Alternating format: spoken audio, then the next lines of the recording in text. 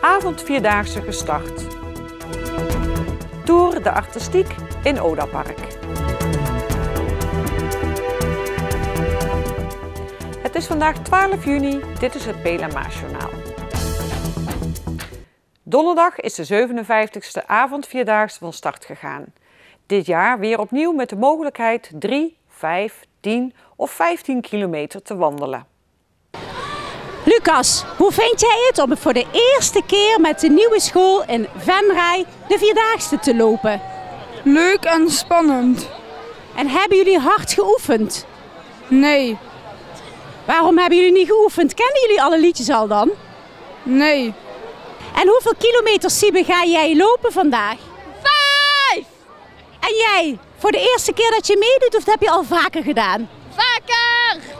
En wat maakt Geisteren, het onderwijsgroep, buitengewoon zo bijzonder? Omdat daar verschillende schooltypes bij elkaar zitten. Kinderen met een verstandelijke beperking, kinderen met een lichamelijke beperking en kinderen die er vanwege het gedrag zitten. Dus een heel gemêleerd gezelschap. En heb je er zin in? Ja! Ja! En hoeveel kilometer gaan jullie lopen? 5. Volgend jaar wil je dan 10 kilometer proberen? Ja! En ik hoop mama ook. Speciaal is dat dit jaar een eigen looplied is geïntroduceerd. Het looplied is een vrolijk lied dat door Bert Snijders, bestuurslid van de avondvierdaagse, is samengesteld in samenwerking met 9 kinderen. In het lied zijn bekende nummers zoals Mijn tante uit Marokko en Het hondje van de bakker verwerkt. Het lied zal gedurende de 4 dagen regelmatig te horen zijn op het podium bij het Schouwburgplein. Hoe gaaf is dat om dat dit jaar te doen? Ja, het is leuk, het is spannend. Je weet niet of het fout gaat of goed gaat. Dus. En het liedje, hebben jullie dat vaak geoefend? Ja, best wel vaak.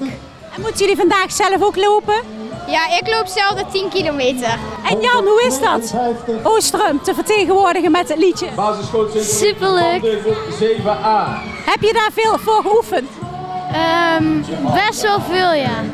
En het dansje, wie heeft dat bedacht? Dat hebben we met z'n allen bedacht. En het is ook een heel leuk dansje, vind ik zelf. Met prachtig weer is de avondvierdaagse officieel van start gegaan met een toespraak van Germy Thiele, voorzitter van de avondvierdaagse, en het optreden van de 9 zangers en zangeressen met het looplied.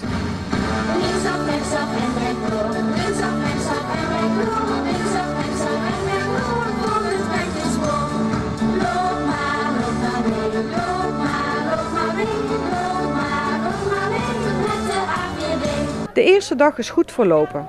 Iedereen had er zin in en met nog een aantal dagen te gaan houden we er de moed nog even in. Overal waar we heen gaan!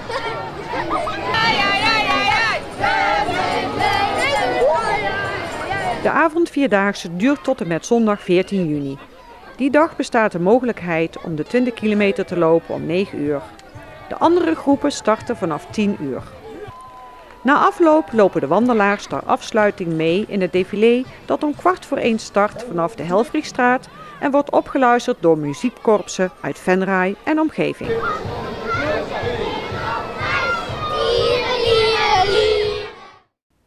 Het grootste rijdende museum van Nederland is vandaag geopend in het Odapark in Venray. De Tour de Artistiek bestaat uit een bonte stoet van maar liefst 26 caravans van kunstenaar Pet van de Luitgaarden. Stuk voor stuk zijn de caravans ingericht met knuffels, barbies, aanzichtkaarten en radio's en nog veel meer. Van de Luitgaarden heeft een enorme verzameling attributen aangelegd die hij in 25 caravans tentoonstelt. Het is zo dat er is bijvoorbeeld een caravan met allemaal versierde schedels. En Pet komt aan die verzamelingen door op Marktplaats te kijken. Want heel veel mensen hebben heel veel verzamelingen die ze aanbieden. En die schedels, dat zijn schedels die ooit gebruikt zijn bij een theatervoorstelling. Ja, en dat was maar eenmalig. En daarna moesten ze weg. Ze konden er niks mee. Dus ja, elke caravan heeft zijn thema, ja. Met dit vreemde rijdende museum toert de verzamelkunstenaar door Nederland. Als een statement dat we ontzettend veel consumeren voor zo'n klein landje. We merken gewoon dat we heel veel hebben. We hebben ontzettend veel. Wat mensen heel veel verzamelen zijn bijvoorbeeld knuffels. Dus er zijn 2 caravans vol opgestouwd, geplakt. Met knuffels, fantastisch. En wat de kunstenaar vooral wil zeggen is van, goh, kijk eens wat je allemaal hebt thuis. En maak er ook iets leuks van, want dat doe ik ook. Maak er ook iets, versier je eigen omgeving. De Tour de Artistiek is te bezichtigen tot en met 4 juli in het Beeldenbos van het Odepark. Fietsvierdaagse Venray vindt dit jaar plaats van dinsdag 21 tot en met vrijdag 24 juli. Het evenement trekt jaarlijks duizenden fietsers. De organisatie is druk bezig met de voorbereidingen voor de 31ste editie.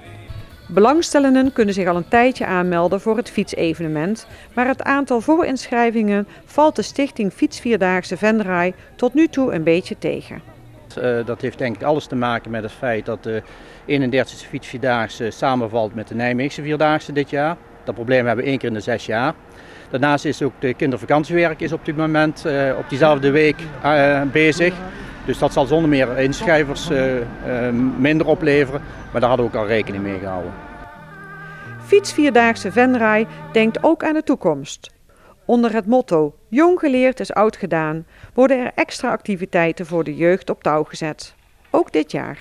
We hebben ook dit jaar weer een route van 18 kilometer voor de kinderen op woensdag. De route van 18 kilometer staat helemaal los van de andere tochten. Dat is andere jaren was dat anders. Was het in combinatie met de 30 kilometer. Dat hebben we veranderd. Het staat helemaal los. Tijdens de tocht bezoeken de kinderen 2 kinderspeelplaatsen waar ook de kinderspelen zijn. Wat we steeds moeten benoemen is dat de kinderspelen elke dag zijn. We hebben een commissie die zich daarmee bezighoudt. En op woensdagmiddag is er iets speciaals voor de kinderen. Dus hebben we iemand uitgenodigd die reuzenbellenblazen doet. En dat is iets leuks voor de kinderen. Ook tijdens de 31ste editie biedt Stichting Fietsvierdaagse Venray, een stichting of vereniging, de mogelijkheid om tijdens het fietsevenement geld in te zamelen voor de eigen kas via het spel Rad van Fortuin. Vorig jaar hadden we zelf 4 goede doelen. Dit hebben we dit jaar teruggebracht tot 2. Sint-Nicolaasgilde is 1 goed doel en de andere zijn de zanger van Frans. En die zijn op dinsdag en donderdag zijn die aanwezig in de Wetteling, de sportlocatie. Eén ding is zeker, ook dit jaar stappen weer vele enthousiaste fietsers op de pedalen om 4 dagen te genieten in het Venrayse land. Tot zover dit Pelemaar-journaal. Deze uitzending wordt herhaald tot en met zaterdag 6 uur 's avonds. Zaterdagavond is om 7, 9 en 11 uur de film van Marijn Poels Tussen twee werelden te zien. Weer of geen weer, bij ons is het altijd vakantieweer.